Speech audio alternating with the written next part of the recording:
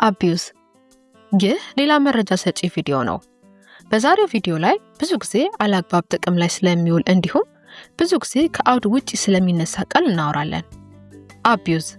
abuse የሚለው የእንግሊዘኛ ቃል ያለአግባብ መጠቀም፣ መበዝበዝ፣ ማጎሳቆል፣ ማባከን ወይንም መበደል ተብሎ ሊተረጎም ይችላል። ይህ ትርጉም በእውነተኛ የስነ ልቦና አውድ ውስጥ የቃሉን ክብደት እንዲቀንስ ሊያደርገው ይችላል። ይህም በመሆኑ በዛሬው ክፍል abuse የሚለውን ቃል በብዙ የምንጠቀም ይሆናል። በደል ወይም ደግሞ abuse ማለት አንድ ነገር ከመጠን በላይ መጠቀም ወይም ደግሞ ለመጥፎ ውጤት መጥፎ ዓላማ መጠቀም ማለት ነው። ሌላኛው ትርጉሙ ደግሞ በራስ በሌሎች ሰዎችና በእንስሳት ላይ ጎጂ ወይም ደግሞ ጨካኝ ባህሪን መለማመድ ማለት ነው። abuse የሚለውን ቃል የምንጠቀመው አንድ የተወሰነ ባህሪና ድርጊት ተደጋጋሚነትን ሲያሳይ ነው። abuse የአንድን ሰው ራስን ዋጋ መስጠት፣ self worth፣ በራስ የመተማመን ችሎታ ላይ ከፍተኛ ጉዳት ሊያደርስ ይችላል። ይህ ባህሪ በፍቅር ግንኙነቶች በደንብ ለመለየት በሚቻል መንገድ ሲከሰት ይስተዋላል። ይሁን እንጂ በሁሉም አይነት ግንኙነቶች ውስጥ ይከሰታል። ለምሳሌ በቤተሰብ ውስጥ፣ በቢዝነስ ሽርክናዎች፣ በስራ ቦታዎች፣ በመንግስት ቢሮዎች እንዲሁም በማህበራዊ ስርዓቶች ውስጥ ይከሰታል። የዚህ ቪዲዮ ዓላማ ማጎሳቆል ወይም abuse ለሚደርስባቸው ሰዎች መረጃ ለመስጠትና ለመርዳት ያለመ ነው። እንዲሁም ስለ ጉዳቱ ክብደትና የማገገሚያ ሂደት ግንዛቤ ለመፍጠር ነው። በዚሁ ክፍል የምንነጋገረው ስለ ርዕሰ ጉዳዩ በጣም መሰረታዊና ትንሽ ክፍል ነው። በጉዳዩ ላይ በርካታ ቪዲዮዎችንና ጽሑፎችን ማንበብ እንዲሁም መመልከት ይችላሉ። ይህን ቪዲዮ ሰብስክራይብ፣ ላይክ እና ሼር ካደረጉ የበለጠ መረጃ ሰጪና ትምህርታዊ የሆኑ ጥራት ያላቸው ቪዲዮዎችን ለመስራት ያግዘናል። አካላዊ ማጎሳቆል ወይም ፊዚካል abuse በብዙዎቻችን የምንረዳው ቢሆንም ሰዎች ብዙውን ጊዜ ስሜታዊ ወይም ኢሞሽናል እና ስነ ልቦናዊ ወይም ሳይኮሎጂካል ማጎሳቆልን ትኩረት አይሰጡትም። abuse በብዙ መንገዶችና አይነቶች ሊከሰት ይችላል። ከ10 እስከ 12 የሚደርሱ የተለመዱ የማጎሳቆል አይነቶች አሉ። ወደዛ ከመሄዳችን በፊት አንድ ወሳኝ ሐሳብ እናስታውስ። አንድ ብርጭቆ ውሃ ለ1 ደቂቃ በአንድ እጃችን ይዘን ብንቆይ ምንም ችግር ላይኖረው ይችላል። 5 ደቂቃ ስንቆይ ግን የህመምና የመደንዘዝ ስሜት ይፈጠራል። ለ2 ሰዓታት ስንቆይ ደግሞ እጃችን ላይ የሚደርሰውን ጉዳት ገምቱ። ስለዚህ abuse ምንም ያክል ትንሽ ቢመስልም በደሉ ረጅም ጊዜን እየወሰደ በመጣና በተደጋገመ ቁጥር ልብን የሚያልፈው ጉዳትም በዛው መጠን እየከፋ ይመጣል። እነዚህ የabuse ወይም ማጎሳቆል አይነቶች ውስጥ ጥቂቶቹን ለመጥቀስ፣ አንደኛ የቃል ማጎሳቆል ሀፍረትና የጥፋተኝነት ስሜትን የሚፈጥሩ ጎጂ ቃላትን መጠቀምን ያመለክታል።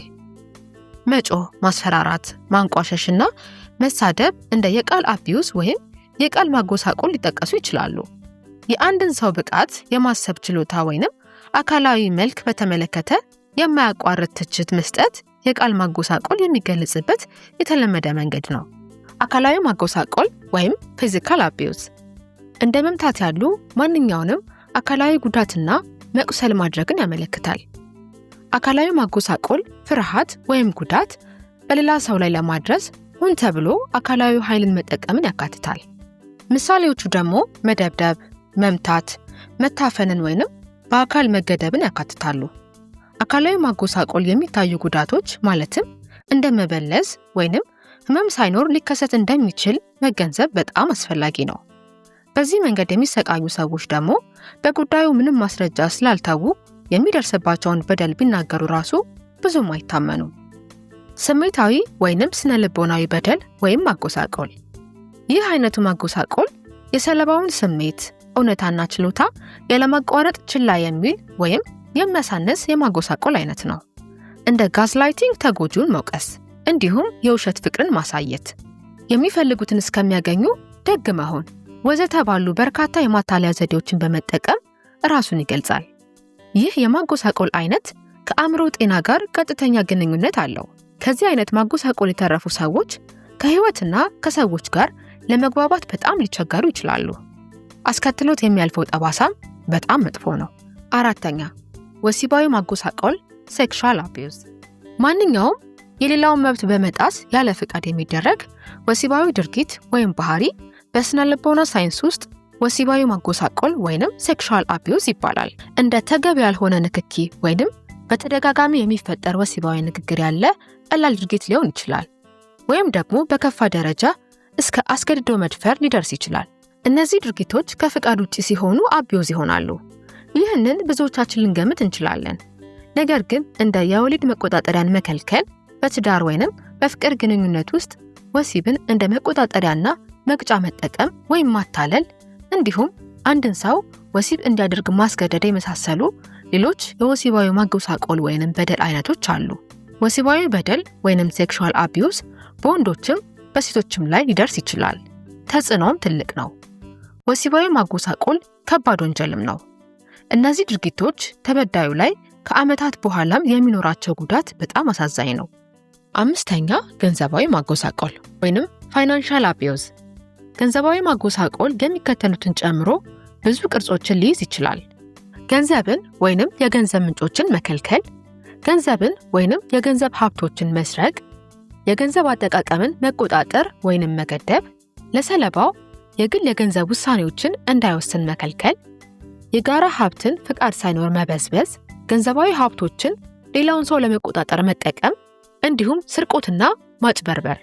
ይህ አይነቱ ማጎሳቆል ልክ እንደ የቤት ውስጥ ማጎሳቆል ሂደት ወይንም ዶሜስቲክ አቢዩዝ ያክል እውቅና የተሰጠው ሲሆን የሰለባውን ነፃነትና ክብር በእጅጉ ይጎዳል። 6ኛ ቸልተኝነት። ይህ አይነቱ ማጎሳቆል የሰለባውን መሰረታዊ ፍላጎቶች አለመስጠት ወይንም ቸል በማለት የሚገለጽ ነው። ይህ ከወላጆች ወይንም ካሳዳጊዎች ወደ ልጆች ሊከሰት ይችላል። በዚህ ጉዳይ ላይ በወላጅነት ክፍላችን ላይ ተነጋግረናል። ያንን ክፍል እንዲመለከቱ አጥብቀን እንመክራለን። ነገር ግን ይህኛው የአቢዩዝ አይነት ከአስተማሪ ወደ ተማሪ፣ ከሕክምና ሰጪዎች ወደ ታካሚዎች እንዲሁም ከሕግ አካላት ወደ ፍትህ ጠያቂዎች ወዘተ የሚከሰተውንም ቸልተኝነት ያካትታል። እንዲሁም ቀጣሪዎች ለሰራተኞች አስፈላጊውን ደህንነት ባለመፍጠር የዚህ አይነቱን ማጎሳቆል ሊፈጽሙ ይችላሉ። ደህንነት ስንል አስፈላጊውን መሳሪያዎች፣ ንጽህና፣ መድኃኒቶችን ወይንም አክብሮት ባለመስጠት ሊሆን ይችላል። አንዳንዴም አንዳንድ ቀጣሪዎች ከሌሎች ድርጅቶችና ከመንግስት ቢሮዎች ጋር እንዳይገናኙ ሰራተኞቻቸውን ይከለክላሉ። ይህም በስነ ልቦናና በህግ ፊት እንደ አቢዩዝ ወይንም ማጎሳቆል ይቆጠራል። ማስታወሻ፣ አንድ ሰው በተለያዩ የማጎሳቆል አይነቶች በተመሳሳይ ጊዜ ሊሰቃይ እንደሚችል ማስታወስ አለብን። በተለይም በቤተሰብና በፍቅር ግንኙነት ውስጥ ከላይ ለጠቀስናቸው የአቢዩዝ አይነቶች መጋለጥ በጣም የተለመደ ነው። ከስነ ልቦናዊ ማጎሳቆል በስተቀር ሁሉም እንደ ወንጀል የሚቆጠሩ ናቸው። ስነ ልቦናዊ ወይም ስሜታዊ ማጎሳቆል በአብዛኛው የህግ ስርዓቶች እውቅና ያላገኘበት ብቸኛው ምክንያት ጉዳቱ ቀላል በመሆኑ ወይም ህግ ግድ ስለማይሰጠው ሳይሆን እንደ አካላዊ ማጎሳቆል ለመለካትና ማስረጃ ማቅረብ በጣም አስቸጋሪ በመሆኑ ነው። ብዙ ጊዜ ጉዳቱ ካለፈ በኋላ አቢዩዝን የምናውቀው ለምንድን ነው? አቢዩዝን ብዙውን ጊዜ ሰዎች ያንን ከሚያስከትልባቸው ቦታዎች፣ አካባቢዎች፣ ሰዎች ወይም ደግሞ ግንኙነቶች ጋር ከተለያዩ በኋላ ነው የሚረዱት። አንዳንዴም በጣም ከረፈደ በኋላ። ለዚህ ምክንያቱ ደግሞ በመበደል ሁኔታ ውስጥ እያለፉ ላሉ ሰዎች የነገሮችን እውነተኛ ባህሪያቸውን እና ይዘታቸውን ለማወቅ የሚያስችል አቅምና ግልጽነት ስለሚያጡ ነው። ርቀት፣ ጊዜና ስሜታዊ መለያየት በመጎሳቆል ሁኔታ ውስጥ እያሉ ለማየት አስቸጋሪ የሆነውን እውነት ቁልጭ አድርገው ያሳዩናል። ይህን በደል የሚፈጽሙ ሰዎች ብዙውን ጊዜ ተጎጂዎቻቸውን ማጎሳቆሉ መደበኛ እንደሆነና ተበዳዮቹ የሚገባቸው እንደሆነ አድርገው እንዲያስቡ ያታልሏቸዋል። ከጊዜ በኋላ ተጎጂው ይህን አመለካከት በውስጡ ይዞ ሊቆይ ስለሚችል ከውጪ ያለ አመለካከትን እስከሚያገኝ ድረስ ባህሪውን እንደ ማጎሳቆል ለመለየት ይከብደዋል። ይህ የሚሆነው አካላዊና ስሜታዊ ርቀት ስናገኝ የሆነውን ነገር ለማሰብና በግልጽ ለመመልከት ጊዜ ስለምናገኝ ነው። በዚያን ጊዜ ጎጂ እንደነበሩ እንኳን ያላወቅናቸውን ነገሮች ተመልሰን እናስታውሳቸዋለን። አንድ ሰው በመጎሳቆል ወይንም በደል ሁኔታ ውስጥ እያለ ማጎሳቆሉን በመቀነስ ወይንም ምክንያታዊ በማድረግ የሚሰማውን ያለመመቸት ወይንም የሚረብሽ ስሜት ለመቀነስ ይሞክራል። ይህን የሚያደርገው አእምሯችን እንደ የመከላከያ ዘዴ መጥፎ ሁኔታዎችን በመቀነስና እንዳልተፈጠሩ በመርሳት በወቅቱ ሁኔታዎችን እንድንቋቋም ስለሚረዳን ነው። ይሁን እንጂ ከእንደዚህ አይነት ሁኔታዎች ከተለየን በኋላ ግን እውነታውን ቀስ በቀስ ማስታወስ ይጀምራል። ጤናማ ያልሆነ የትስስር ስሜት ወይም ትራውማ ቦንዲንግ። ሌላኛው ጉዳይ ደግሞ በተቃራኒው አንድ ሰው ከበዳዩ ወይም ጎጂ ከሆነ ሰው ጋር ጠንካራ ስሜታዊ ቁርኝት የሚፈጥርበት ክስተት ነው። ይህ ትስስር በማጎሳቆል ዑደቶች ወይም አቢዩዝ ሰርክል የሚፈጠር ሲሆን በተለይም በፍቅር ግንኙነትና ጤናማ ባልሆኑ ትዳሮች ውስጥ በጣም የተለመደ የትስስር አይነት ነው። ይህ ትስስር አቢዩዝ የሚያደርገው ሰው አንድ ቀን ደግና ፍቅር የሚያሳይ፣ ሌላ ቀን ደግሞ አቢዩዝ የሚያደርግ ሆኖ የሚበደለው ሰውም ይህንን ተቀያያሪ ሁኔታ በመፈለግ የሚፈጠር ግንኙነት ነው። ለምሳሌ ካልመታኝ የወደደኝ አይመስለኝም፣ ፍቅር እየተኳረፈ ሲሆን ነው የሚጣፍጠው ወዘተ የሚሉ ሰዎችን የሚገልጽ ክስተት ነው። በልጅነታቸው ማጎሳቆልና ቸልተኝነት ያጋጠማቸው ሰዎች የአደጋ ትስስርን እንደ ፍቅር አድርገው ሊያስቡ ይችላሉ። እናም አጎሳቋይ፣ በዳይ ወይንም አቢዩዘር በሆኑ ሰዎች ሊማረኩና ሊሳቡ እንዲሁም ሊማረኩና ሊስቡ ይችላሉ። በዚህ ጉዳይ ላይ ራሱን የቻለ ኤፒሶድ የምንሰራ ይሆናል። ቻናላችንን ሰብስክራይብ ካደረጉ ይህ ኤፒሶድ በሚለቀቅበት ጊዜ ማስታወቂያ ይላክልዎታል። አቢዩዝ በአንጎል ላይ ያለው ተጽዕኖና ማገገም።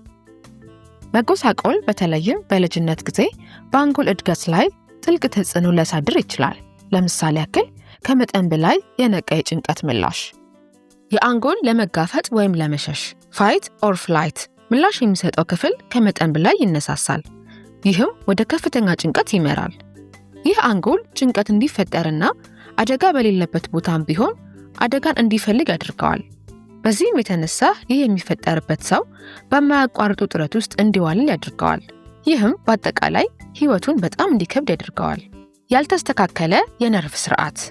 ተጎጂዎች ያለማቋረጥ በጭንቀት ወይንም በስሜት መዋዠቅ ሊሰማቸው ይችላል። ይህም በአጭር ጊዜ ውስጥ የተለያዩ ስሜቶችን ሊያሳዩ ይችላሉ ማለት ነው። ከመረጋጋት ወደ ጭንቀት፣ ወደ ሐዘን፣ ከዚያም ወደ ንዴት ሊለዋወጡ ይችላሉ። ወይም ደግሞ በተቃራኒው ስሜታዊ መደብዘዝ የሚባል ክስተት ሊያጋጥማቸው ይችላል። ይህም ለአዎንታዊም ሆነ ለአሉታዊ ስሜቶች ምላሽ የመስጠት ችሎታን የሚቀንስ ሁኔታ ነው።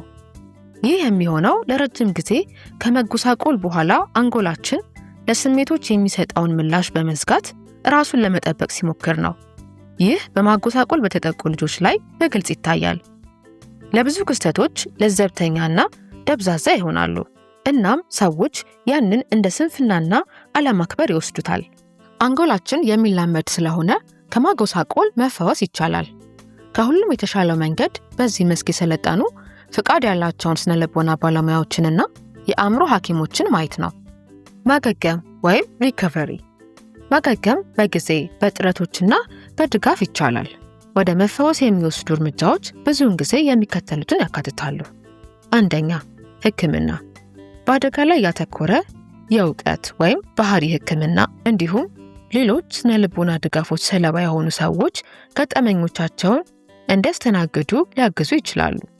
ሁለተኛ፣ የድጋፍ ስርዓቶች። ጓደኞች፣ ቤተሰብና የድጋፍ ቡድኖች ለመፈወስ ደህንነቱ የተጠበቀ ቦታ ይሰጣሉ። ሶስተኛ፣ ራስን መንከባከብ። እንደ አስተውሎት፣ ማስታወሻ መያዝ እና አካላዊ እንቅስቃሴ የመሳሰሉ ልምዶች ከራስ ጋር እንደገና ለመገናኘት ያግዛሉ። አራተኛ፣ ወሰን ማስቀመጥ። የግል ቦታንና ስሜታዊ ደህንነትን መጠበቅን መማር ለመፈወስ ወሳኝ ነው። ከሰዎች ጋር የሚኖረን ቁርኝትና ትውውቅ ገደብ የሚኖረውና ገደቡ የሚከበር መሆኑን ማረጋገጥ አለብን። የመጨረሻ መልእክት፣ ሁሉም ስሜቶቻችን አስፈላጊዎች ናቸው። በማንኛውም መልኩ ማጎሳቆል ሊደርስባቸው አይገባም። መፈወስ ጊዜ ይወስዳል። ነገር ግን ትክክለኛውን ድጋፍና ግብአቶችን ከተከተልን የሚቻል ነገር ነው። ይህ ቪዲዮ ከረዳችሁ ወይንም የሚያውቁትን ሰው ሊረዳ የሚችል ከሆነ ስለ ጉዳዩ ግንዛቤ ለማስፋትና የምንሰራቸውን ስራዎች ለመደገፍ እባክዎ ላይክ፣ ሼር እንዲሁም ሰብስክራይብ ያድርጉ።